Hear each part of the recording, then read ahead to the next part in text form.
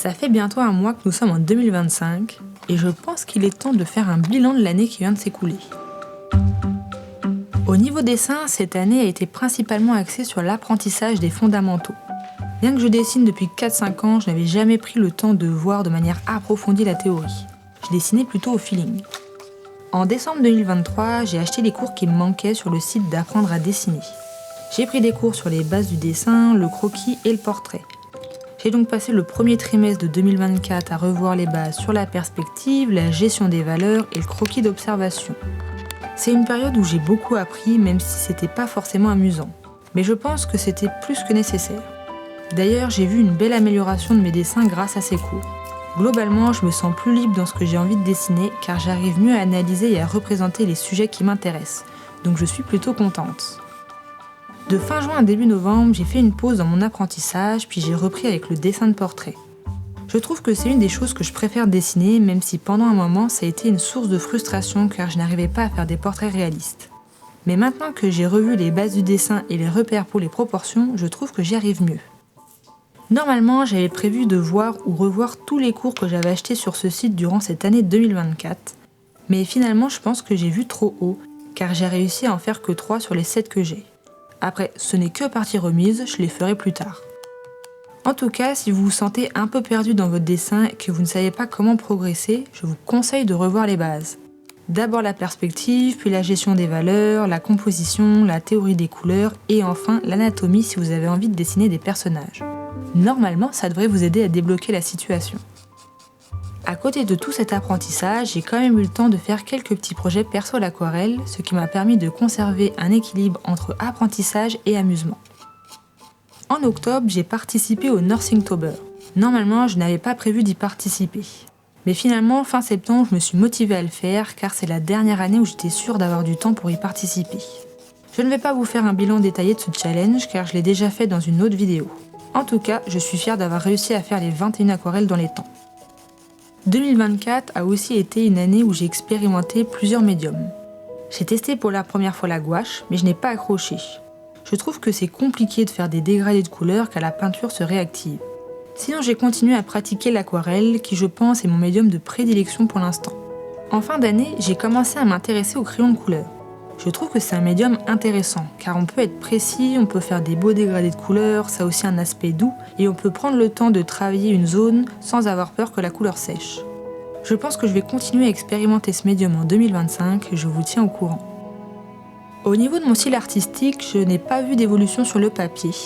Cependant, j'ai vu une évolution plutôt intérieure. J'ai pris le temps de réfléchir à ce que j'avais envie de transmettre à travers mes illustrations.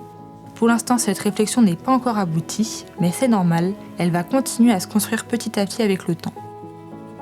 Cette année, j'ai continué à enrichir ma culture artistique en profitant des super expositions parisiennes. J'ai pu assister à des expos sur la bande dessinée, sur l'artiste Kim Jong-gi et sur la collection de la Galerie Borghese. J'ai aussi fait quelques expos dans des galeries, ce que je fais rarement. J'ai découvert également plein de nouveaux artistes sur les réseaux sociaux, notamment des artistes qui travaillent au crayon de couleur, ce qui, je ne vais pas vous le cacher, m'a un peu influencé à tester ce médium. Sinon, je trouve que ça a été une année productive au niveau de la création de contenu, même si c'est un peu moins que l'année 2023. Cette année, j'ai partagé 17 vidéos sur YouTube contre 20 l'année dernière, et pour les réels / short, j'en ai fait 27 contre 57 en 2023. J'étais un peu choquée quand j'ai vu ça parce que je ne pensais pas que j'avais autant partagé en 2023. Cependant, le contenu que j'ai partagé cette année a mieux fonctionné que celui de l'année dernière, comme quoi la qualité vaut mieux que la quantité. D'ailleurs, ma chaîne YouTube a bien grandi cette année. Je vous remercie de suivre mes petites aventures artistiques. Sachez que je lis tous vos commentaires, que ce soit sur YouTube ou Instagram, et ils me font chaud au cœur. Fin 2023, j'avais déjà commencé à explorer différents formats de vidéos, mais c'est cette année où j'ai tenté le plus de choses. J'ai continué à faire des formats vlog, j'ai fait des vidéos face cam et j'ai fait des vidéos 100% dessin peinture. D'ailleurs, n'hésitez pas à me dire quel est le format que vous avez préféré, ça va me permettre de savoir lequel je referai cette année. Au niveau du rythme des vidéos, j'avais commencé l'année avec une vidéo par mois, puis à partir de mars, je suis de nouveau passée à 2 vidéos par mois. Je me suis beaucoup mise la pression pour tenir ce rythme, car plus tu partages et plus tu donnes la possibilité à ta chaîne de grandir. ce qui m'a amené parfois à privilégier la création de contenu plutôt que le dessin alors que j'avais envie de dessiner, et ça m'a beaucoup frustrée. C'est pourquoi j'ai un peu ralenti le rythme en fin d'année. Cette année, je me suis pas trop investie dans mon compte Instagram car je n'arrive pas à gérer YouTube et Insta en même temps. Du coup, mon compte m'a plus servi de vitrine pour mes dessins et mon évolution. De toute façon, je trouve que c'est un réseau où il est difficile de grandir et d'avoir de l'engagement parce qu'il faut pouvoir poster de manière très régulière, c'est-à-dire à peu près tous les jours. Sauf que la création, ça prend du temps. Et je n'ai pas un nouveau dessin à partager tous les jours ou un nouveau réel avec une super phrase d'accroche pour parler de mon processus. Par contre, j'aime bien utiliser ce réseau pour les stories. Je trouve que ça permet de partager des actualités au jour le jour sans trop de prise de tête. Malgré mon manque d'investissement, mon compte a un peu grandi, donc je suis plutôt contente.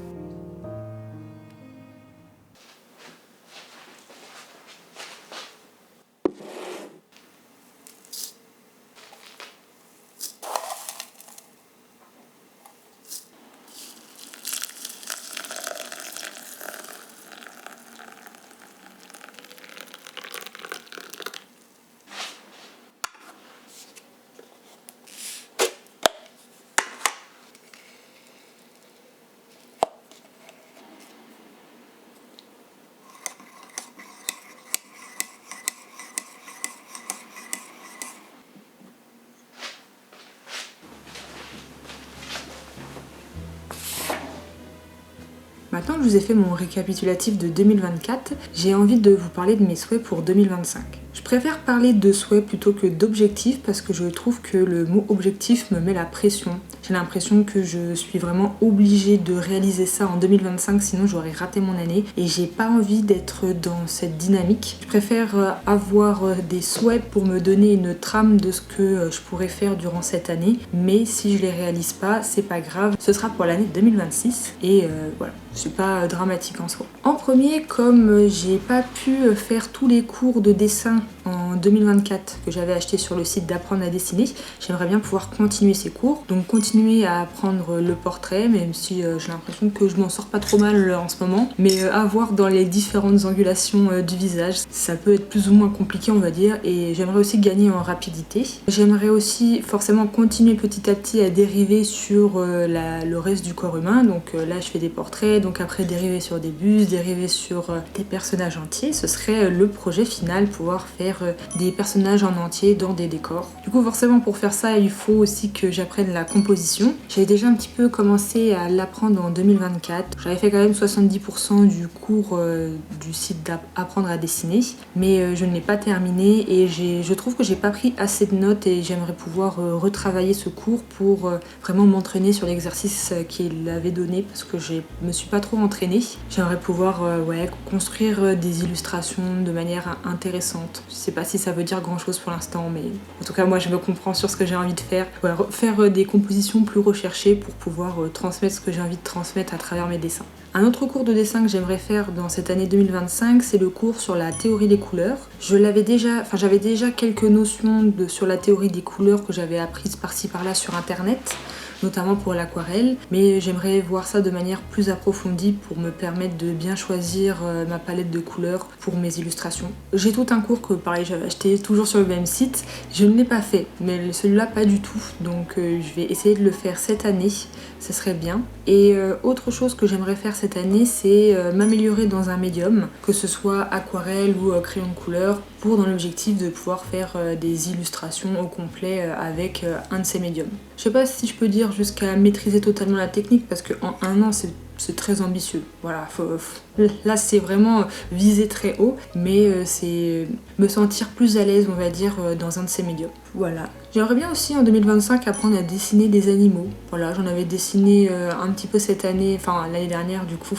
J'avais fait un peu des chats, j'avais fait quelques croquis de renards ou d'autres animaux, mais j'aimerais bien pouvoir approfondir ça en 2025. Alors après, autre chose que j'aimerais améliorer en 2025, ça reste toujours un peu dans la même idée que ce que je viens de vous citer. Ce serait continuer à approfondir et améliorer mon style artistique. En soi, c'est pas quelque chose de réellement conscient. Je fais pas des recherches en ayant pour objectif en fait d'améliorer mon style. C'est plus le fait de continuer à être curieuse et d'apprendre et à réfléchir sur ce que j'ai envie qui va me permettre de construire ça. Donc j'aimerais continuer à faire ça en 2025. Ensuite, Comme en 2024, j'ai fait beaucoup de noir et blanc vu que j'ai basé beaucoup mon apprentissage sur les fondamentaux et le croquis. Du coup, je me suis beaucoup entraînée avec des crayons de papier et j'ai fait très peu de couleurs. Et comme j'ai pas non plus revu la théorie des couleurs, même si en réalité c'est pas ce qui m'empêcherait de faire de la couleur. Ça fait un moment que je fais de la couleur, puis j'en ai refait pour le No Inktober, donc c'est pas non plus quelque chose qui me bloque. Mais c'est vrai que j'aimerais plus en faire, en tout cas en 2024, notamment des portraits en couleur, parce que je sais pas si vous avez remarqué, mais j'ai jamais vraiment fait de portrait en couleur.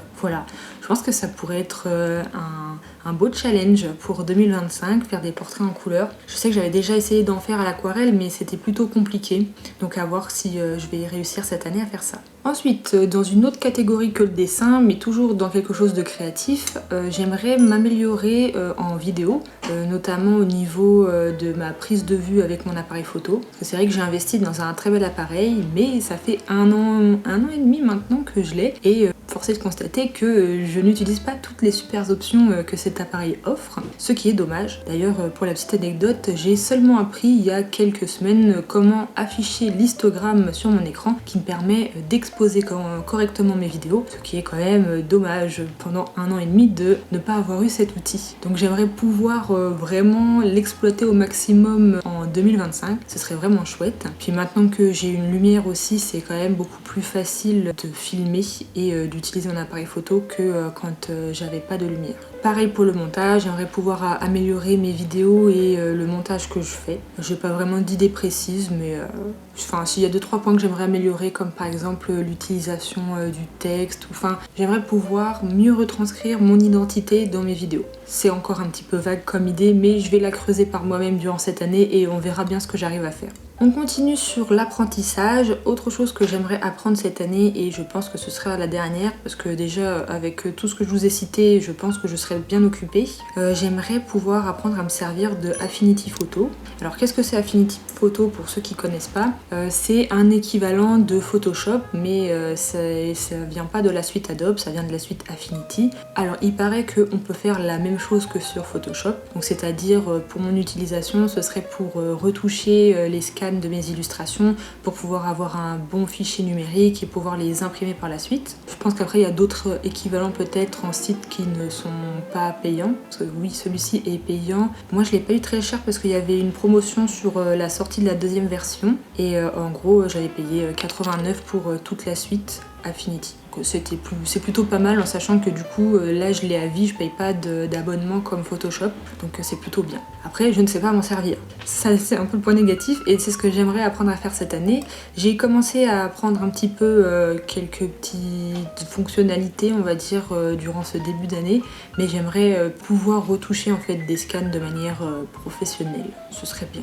Et j'avais aussi pris ce Affinity Photo pour pouvoir faire des miniatures sur YouTube, parce que je suis un petit peu limitée actuellement pour mes miniatures, j'utilise des applications sur mon téléphone et bon pour l'instant je trouve que ça fonctionne bien, mais il y a plein de choses que je ne peux pas faire parce que j'utilise pas des applications payantes, donc je suis limitée malheureusement. J'espère pouvoir faire un petit peu plus avec ce logiciel quand je le maîtriserai. Autre chose que j'aimerais faire cette année, c'est ne pas me prendre la tête avec les réseaux sociaux. Vraiment, je suis dans une optique de lâcher prise. Comme c'est pas quelque chose qui me rapporte de l'argent et c'est plutôt quelque chose que je fais par plaisir, j'ai pas envie de ressentir de la pression. Par exemple pour YouTube, je vais essayer de m'organiser pour pouvoir faire une vidéo par mois. Si j'arrive à faire plus, j'arrive à faire plus. Si j'arrive pas à faire plus, ce n'est pas grave. Mais j'ai pas envie de ressentir la pression et de devoir filmer des choses pour créer du contenu plutôt que filmer des choses parce que je fais des choses. Voilà, c'est plutôt dans cette logique-là. Donc bon, on va voir comment je peux mettre ça en place cette année et si je vais réussir à pas réellement me prendre la tête avec les réseaux.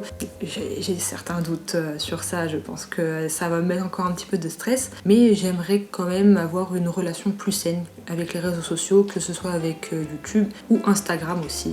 Avant-dernière chose que j'aimerais faire cette année, alors ça c'est vraiment quelque chose que j'aimerais faire depuis longtemps, mais est-ce que je vais le faire cette année? Je sais pas, mais je l'ai quand même mis dedans en me disant que peut-être en fin d'année, je vais essayer d'y songer durant l'année, mais peut-être que je pourrais me lancer.